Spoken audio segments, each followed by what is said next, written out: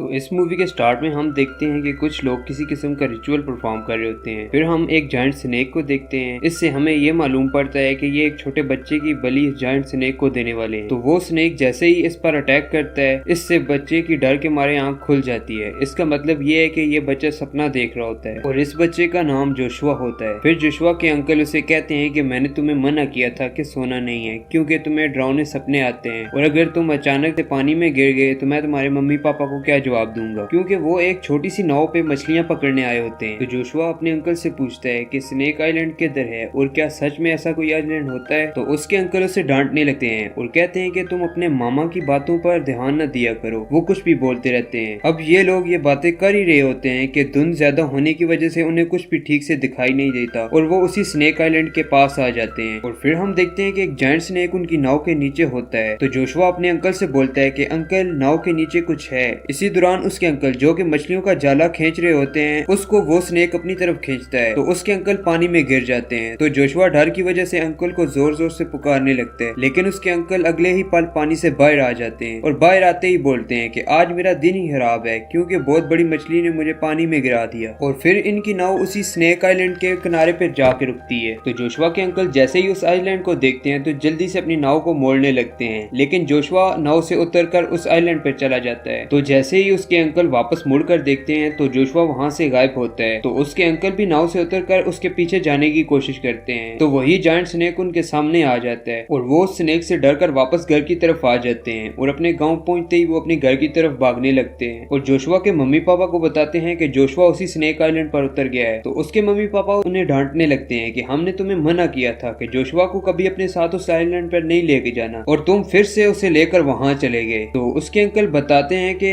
वहां बहुत ज्यादा धुंध थी जिसकी वजह से हमें पता ही नहीं चला और हम उस आइलैंड के करीब चले गए। तो फिर जोशुआ के मम्मी पापा और अंकल डिसाइड करते हैं कि हम जोशुआ को बचाने के लिए उस आइलैंड पर जाएंगे और फिर वो अपने साथ गांव के 3 और आदमियों को लेकर जाने लगते हैं। तो गांव के बाकी लोग उन्हें रोकने लगते हैं कि हम तुम लोगों को उस आइलैंड पर नहीं जाने दे सकते, क्योंकि हमारे पुरखों ने हमें मना किया था कि उस आइलैंड पे जाना किसी खतरे से हाली नहीं है। तो जोशुआ के मम्मी पापा उन्हें बोलते हैं कि हमारा छोटा सा बच्चा वहां पर चला गया है और हम उसको बचाने के लिए वहां लाजमी जाएंगे। तो गाँव के लोग उन्हें बोलते हैं कि तुम्हें पता भी है कि वहां पर बड़े बड़े सांप हैं और आदमखोर फूल हैं और अगर तुम उस बड़े सांप को गुस्सा दिलाओगे तो वो सांप इस गांव पर हमला कर देगा और तुम्हारे बच्चे की वजह से हम पूरे गांव को खतरे में नहीं डाल सकते और अभी तक तो तुम लोगों का बेटा उनका शिकार बन चुका होगा और अब तुम लोग अपनी जिंदगी भी खतरे में डाल रहे हो। लेकिन वो गांव वालों की बात को अनसुनी करके उस आइलैंड की तरफ चले जाते हैं और वहां से सीन शिफ्ट होता है जोशुआ की तरफ और हम देखते हैं कि जोशुआ उस आइलैंड पे घूम रहा होता है और एकदम से उसे ठोकर लगती है और वो गिर जाता है। तो एक फ्लावर प्लांट उसे जकड़ लेता है तो जोशुआ वहीं पे बेहोश हो जाता है। अब उसके मम्मी पापा भी उस आइलैंड पर आ जाते हैं और जोशुआ को जोर जोर से पुकारने लगते हैं, लेकिन वहां हमें पता चलता है जो बाकी 3 लोग उनके साथ आए होते हैं वो जोशुआ को ढूंढने नहीं बल्कि उन नायाब किस्म के फूलों और पौधों को लेने आए होते हैं ताकि वो उनको बेचकर अमीर हो सके। तो उनका बॉस जिसका नाम जावा होता है वो उन्हें बोलता है कि अगर तुम्हें ऐसे कोई नायाब किस्म का फूल नजर आए तो उसको उखाड़ लो। तो वो ऐसे ही करते हैं। उनमें से एक आदमी को एक फूल नजर आता है। जैसे ही वो उसको उखाड़ने वाला होता है तो वही जायंट स्नेक उसके सामने आ जाता है और उसे मार देता है, जिसकी चीख सुनकर दूसरा आदमी डर जाता है और बोलता है कि बॉस हमें यहाँ से वापस चलना चाहिए। लेकिन जावा उनकी बातों को घुमा फिरा कर बोलता है कि हम यहाँ पर जोशुआ को ढूंढने आए, तो अब हम उसको ढूंढ कर ही वापस जाएंगे। अब इसके बाद वो आगे बढ़ने लगते हैं, लेकिन उन पर भी वो जायंट स्नेक हमला कर देता है। वो उससे बचकर किसी तरह एक केव के अंदर आ जाते हैं जहाँ सांपों की बड़ी बड़ी मूर्तियां बनी होती हैं। इधर जोशुआ भी तब तक होश में आ जाता है और उसे अपने मम्मी पापा की आवाज सुनाई देती है, तो वो उन्हें पुकारने लगता है, जिससे जोशुआ की आवाज सुनकर उसके मम्मी पापा उसके पास आ जाते हैं और जोशुआ को उस प्लांट से छुड़ा लेते हैं। इसी बीच वो जायंट स्नेक और बाकी छोटे छोटे सांप भी उन पर हमला कर देते हैं, जिनसे बचने के लिए वो एक बड़े से दरख्त की जड़ों को पकड़कर केव से बाहर निकलने लगते हैं और इसी दौरान उनके एक और आदमी को भी वो जायंट स्नेक मार देता है। तो बाहर निकलते हुए जोशुआ को वहां पर स्नेक के कुछ अंडे दिखाई देते हैं, तो उनमें से वो एक अंडे को उठाकर अपने बैग में रख लेता है और अब ये सब लोग उस केव से बाहर निकल आते हैं और बाहर आकर जावा पर गुस्से करने लगते हैं कि तुम ही लोगों ने कुछ किया होगा, तभी ये सांप गुस्से में है। अब ये आपस में लड़ ही रहे होते हैं कि जोशुआ की मम्मी वहां बेहोश हो जाती हैं और इसके बाद जावा भी बेहोश हो जाता है। वो देखते हैं कि उन दोनों को सांपों ने काट लिया है और अब इन दोनों को लेकर गांव वापस आ जाते हैं। तो जोशुआ के पापा डॉक्टर से कह रहे होते हैं कि प्लीज किसी तरह मेरी बीवी को बचा लो। तभी गांव का एक आदमी भाग कर आता है और गांव वाले से कहने लगता है कि सांपों ने हमारे गांव पर हमला कर दिया है। तो गांव का वो बुजुर्ग कहने लगता है कि मैंने तुम लोगों को मना किया था कि उस आइलैंड पर नहीं जाना, लेकिन तुम लोगों ने मेरी एक भी बात नहीं सुनी। जोशुआ के पापा गुस्से में गांव वालों को बोलते हैं, चलो उठाओ हथियार और इन सांपों को मारते हैं। इनके जाने के बाद जोशुआ की मम्मी की तबीयत और भी ज्यादा बिगड़ जाती है और इसे अपना एक लॉकर देती है और इससे कहती हैं कि तुम मुझसे प्रॉमिस करो, तुम हमेशा पापा की बात मानोगे और हर किसी की मदद करोगे, एक अच्छे इंसान बनोगे। तो हम अगली सुबह देखते हैं कि जोशुआ के पास जो सांप का अंडा होता है उसमें से एक बेबी स्नेक निकलता है जो कि एक गोल्डन स्नेक होता है, जिसे देखकर जोशुआ बहुत खुश होता है। तो जोशुआ जब रात को उस बेबी स्नेक के साथ खेल रहा होता है तो उसके पापा उसे देख लेते हैं और उसे देखते ही उसे डांटने लगते हैं कि तुम एक जायंट स्नेक के बच्चे को पाल रहे हो। तो वो उससे उस बच्चे को मांगने लगते हैं, लेकिन जोशुआ भागकर नदी के किनारे पर आ जाता है और उस बच्चे को बैग से निकाल कर जाने को कहता है, लेकिन वो वापस उसके पास आ जाता है और फिर से जोशुआ उसको रोते हुए कहता है कि तुम यहाँ से चले जाओ और कभी भी बुरे लोगों की पकड़ में नहीं आना और अपना बहुत सारा ख्याल रखना। तो ये सुनकर वो बेबी स्नेक वहाँ से जाने लगता है। तभी गांव के बाकी लोग भी जोशुआ का पीछा करते हुए उस नदी के किनारे आ जाते हैं, लेकिन तब तक वो बेबी स्नेक जा चुका होता है। और फिर हमें 10 साल के बाद का टाइम दिखाया जाता है। हम देखते हैं कि जोशुआ अब एक साइंटिस्ट बन चुका है और किसी तरह का कोई एक्सपेरिमेंट कर रहा होता है, क्योंकि उसके गाँव के लोग सांपों के काटने की वजह से बहुत सी बीमारियों का शिकार होते हैं। इसके बाद जोशुआ एक मीटिंग अटेंड कर रहा होता है जिसमें उस रिसर्च कंपनी की ओनर बात कर रही होती है कि हमने एक नायाब पौधे की खोज की है जिसको अगर हमारी कंपनी ढूंढ लेती है तो हमारी कंपनी को बहुत ज्यादा प्रॉफिट होगा। और ये नायाब पौधा एक लेन गांव के पास एक आइलैंड पे है जो कि जोशुआ तुम्हारा गांव है। और वो जोशुआ से कहती है कि अब तुम हमें इस पौधे को ढूंढ कर दोगे, जिसको ढूंढने में मेरी बेटी लिली तुम्हारी मदद करेगी। अब सीन शिफ्ट होता है जोशुआ के गाँव में, जो कि अपने साथ बहुत सारे बंदे लेकर आया होता है। तो जब जोशुआ के पापा उसके सामने आते हैं तो वो अपने पापा से नाराज होते हैं, क्योंकि उसके पापा ने उसको वो स्नेक पालने से मना किया होता है और वो अपने पापा को इग्नोर करके अपनी मम्मी की कब्र पर आ जाता है। और काफी टाइम बाद वापस आने की वजह से वो अपनी मम्मी के कब्र को देखकर इमोशनल हो जाता है। और फिर हम देखते हैं कि गांव के लोग जोशुआ और उसके बॉस के साथ बहस कर रहे होते हैं कि हम लोग आपको स्नेक आइलैंड के ऊपर नहीं जाने देंगे, क्योंकि पहले भी हम लोगों ने इसी वजह से कई मुसीबतों का सामना किया है और अभी भी कर रहे हैं। तो जोशुआ उन गाँव वालों को समझाता है कि मैंने इस बीमारी पर सर्च किया और इस बीमारी को स्नेक आइलैंड के ऊपर मौजूद जड़ी बूटियों से ही ठीक किया जा सकता है। तो इसी वजह से सब गांव वाले मान जाते हैं और फिर जोशुआ और उसकी टीम उस आइलैंड पर जाने के लिए तैयार हो जाती है। फिर उनके साथ जावा भी जाने को बोलता है, क्योंकि वो भी उस आइलैंड के बारे में जानता है। लेकिन जोशुआ जब जावा के आदमी के पास वेपन देखता है तो गुस्सा होने लगता है। तो तब लेडी बॉस जोशुआ से कहती है कि वेपन सिर्फ हम अपनी हिफाजत के लिए लेके जा रहे हैं, क्योंकि हम वहाँ किसी भी मुसीबत में पड़ सकते हैं। और फिर इसके बाद सब लोग स्नेक आइलैंड पर आ जाते हैं। अब उनमें से एक आदमी एक बड़े से फ्लावर प्लांट को देखता है और उसको काटने के लिए जाता है। तो फ्लावर प्लांट उस पर अटैक कर देता है, जिसको देखकर सब लोग डर जाते हैं और फिर जोशुआ उन्हें लेकर केव के अंदर चला जाता है। जैसे ही ये लोग उस केव के अंदर पहुंचते हैं तो लेडी बॉस को वहाँ पर वो नायाब पौधा नजर आ जाता है जिसके बारे में वो बात कर रही होती है। और फिर वो लेडी बॉस जैसे ही उस पौधे को जमीन से निकालने लगती है तो वहाँ पर अर्थक्वेक जैसा एनवायरनमेंट क्रिएट हो जाता है और बहुत सारे फ्लावर्स प्लांट उन पर हमला कर देते हैं। इसका मतलब कि इस आइलैंड पर हर चीज ही उस नायाब पौधे की हिफाजत करती है। तो अब जैसे ही वो प्लांट्स इन पर हमला करते हैं तो जोशुआ भी उनको बचाने के लिए वापस उन प्लांट्स पर हमला करता है और फिर लिली भी उसकी मदद को आ जाती है, जिसके बाद लिली और जोशुआ वहाँ से तो बच जाते हैं, लेकिन वो लोग अपने ग्रुप से अलग हो जाते हैं। और फिर हम देखते हैं कि लेडी बॉस और उसके साथ जो बाकी आदमी होते हैं वो केव के अंदर जायंट स्नेक वाली जगह पर आ जाते हैं और इसी बीच वो जायंट स्नेक भी वहाँ पर आ जाता है, जिसको देखकर जावा उस पर फायर कर देता है, जिससे वो स्नेक और भी ज्यादा गुस्सा हो जाता है। और जैसे ही इन पर अटैक करता है तो वो लोग बड़ी मुश्किल से एक तंग रास्ते से निकल जाते हैं और उस जायंट स्नेक के अटैक से बच जाते हैं। और अब हम दूसरी तरफ जोशुआ और लिली को देखते हैं, जहाँ लिली को स्नेक की स्किन नजर आती है और वो स्किन के बारे में जोशुआ को बताती है। तो जोशुआ स्किन को देखकर समझ जाता है कि ये स्किन तो उसी गोल्डन स्नेक की है जिसको बचपन में उसने पाला था। तभी वहाँ उनके सामने वही गोल्डन स्नेक आ जाता है और वो स्नेक जोशुआ को देखते ही उसे पहचान लेता है और जोशुआ भी ये देखकर हैरान हो जाता है और उसे भी समझ आ जाती है कि ये वही गोल्डन स्नेक है। लेकिन लिली ये सब देखकर डर रही होती है, तो जोशुआ लिली से बोलता है कि घबराओ नहीं, ये तुम्हें कुछ भी नहीं कहेगा। और फिर वो लिली का हाथ पकड़कर उस गोल्डन स्नेक को टच भी करता है और उसी पल दूसरी तरफ इनको गन फायर की आवाज सुनाई देती है, जिसे सुनकर गोल्डन स्नेक भी वहाँ से चला जाता है। और फिर इनकी नजर दीवार पर पड़ती है जिस पर किसी किस्म की लैंग्वेज लिखी होती है और इसी के साथ कुछ सिंबल भी बने होते हैं। और इस लैंग्वेज के बारे में लिली भी काफी हद तक जानती थी और उससे इनको पता चलता है कि पहले यहाँ पर जो लोग मौजूद थे उनके के बीच एक खास किस्म का आसमान से पत्थर गिरा था, जिसमें ऐसी किस्म की रेडिएशन मौजूद थी जिससे किसी भी जानदार की लाइफ को बढ़ाया जा सकता था।